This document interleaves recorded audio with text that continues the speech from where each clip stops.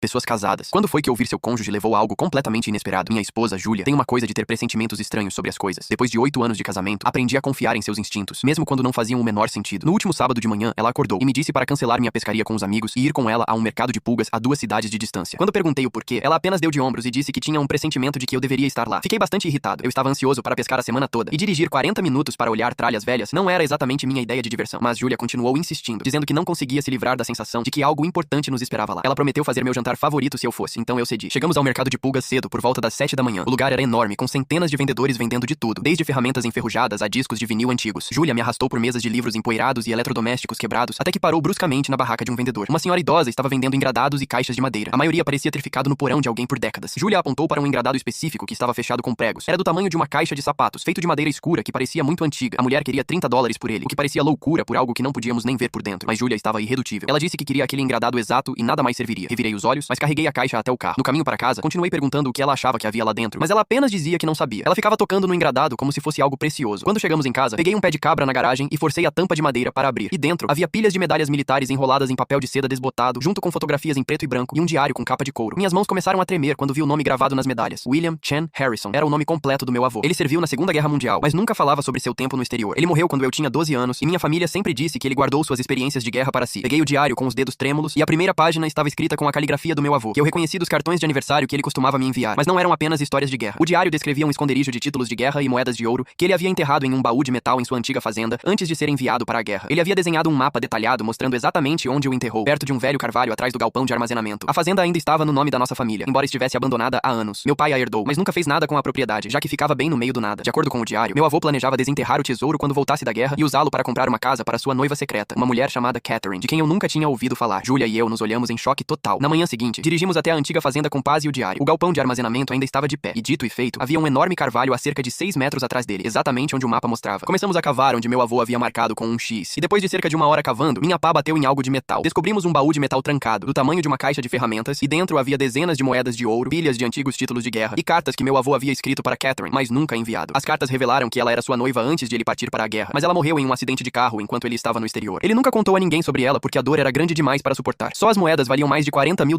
e os títulos de guerra ainda eram válidos, mas o verdadeiro tesouro foi aprender sobre toda essa parte da vida do meu avô que nossa família nunca soube que existia. As cartas mostravam o quanto ele amava Catherine e como a morte dela o havia mudado completamente. Explicava por que ele sempre parecia tão triste, mesmo durante momentos felizes em família. Decidimos guardar a maior parte das moedas para o fundo da faculdade de nossos filhos, mas doamos algumas para o museu militar local em homenagem ao meu avô. Também encontramos o túmulo de Catherine e deixamos flores lá, algo que meu avô nunca pôde fazer. Se a Julia não tivesse tido aquele pressentimento estranho sobre o mercado de pulgas, nós nunca teríamos descoberto nada disso.